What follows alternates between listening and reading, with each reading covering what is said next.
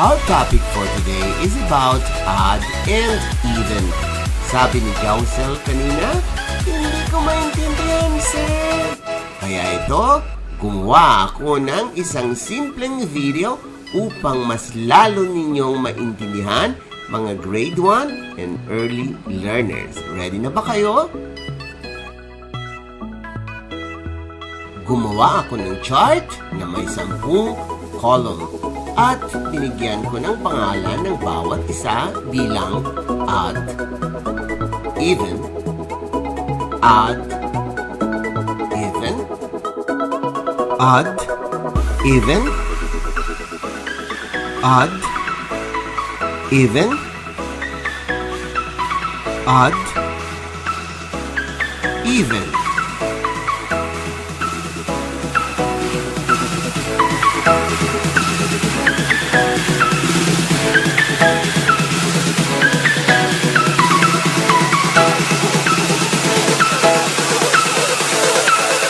Ngayon, naglagay na ako ng mga numbers. 1, 2, 3, 4, 5, 6, 7, 8, 9, 10. Ang odd number ay nagtatapos sa 1, 3, 5, 7, and 9. Ang even naman ay nagtatapos sa 2, 4, 6, 8, and 0. Di ba ang daling tukuyin kung isang bilang ay even o odd? By the way, ang 0 ay considered as even. Number 1. Is the number odd or even?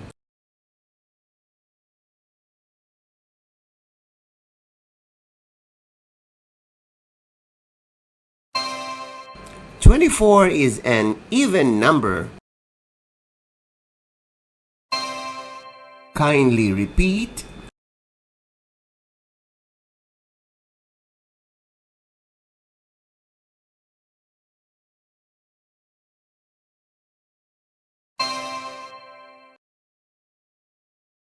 Item number 2. Is the number odd or even?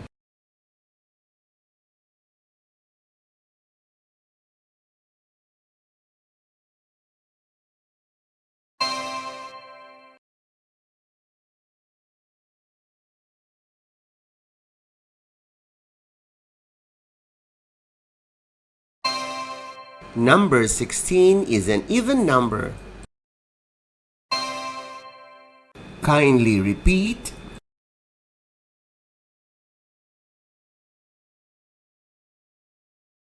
Item number 3.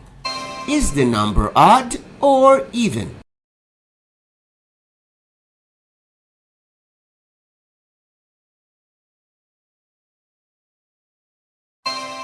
Number 11 is an odd. Kindly repeat.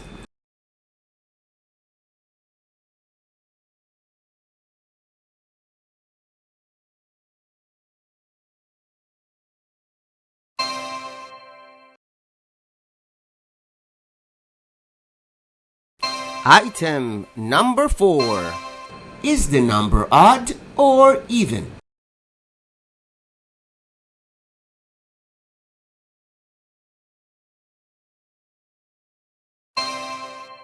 Number 7 is an odd number. Kindly repeat.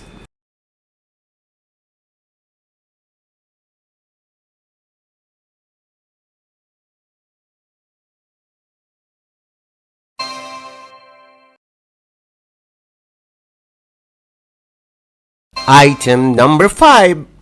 Is the number odd or even?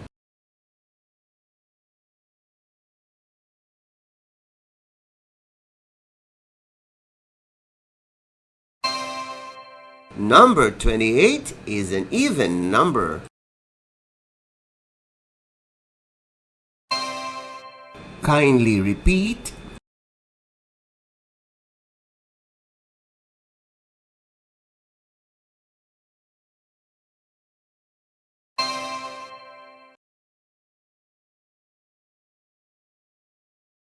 Item number 6.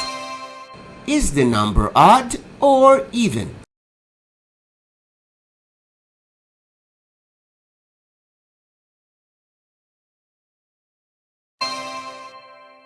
Number 14 is an even number.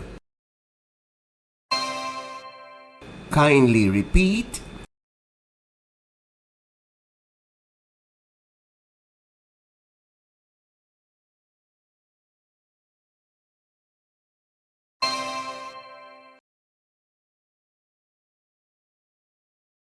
Item number 7. Is the number odd or even?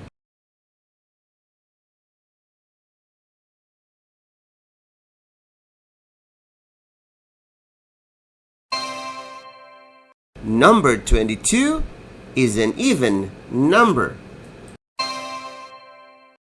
Kindly repeat.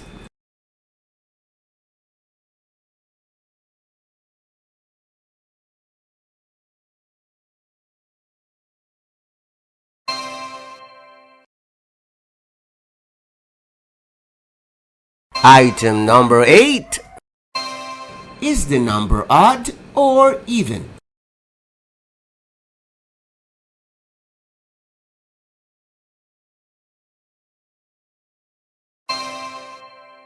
Number 26 is an even number.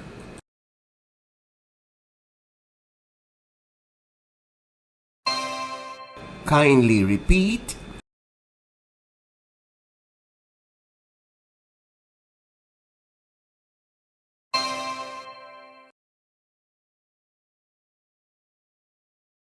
Item number 9.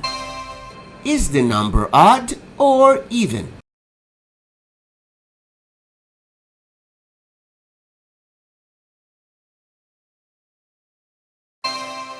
Number 36 is an even number. Kindly repeat.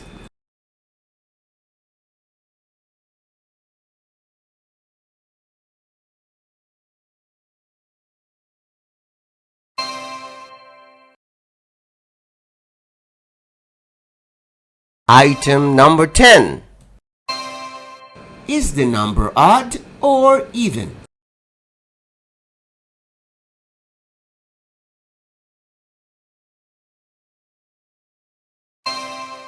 Number 33 is an odd number.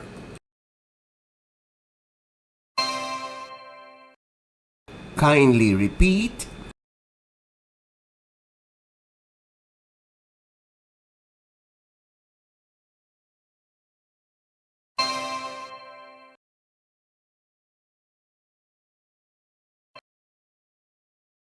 Congratulations kids! Ngayong natuto na kayo sa pag-determine ng odd or even, yayain nyo ang iyong mga kasamahan o mga kapwa-bata upang matuto sa math. This program is brought to you by I Volunteer for Filipino Children.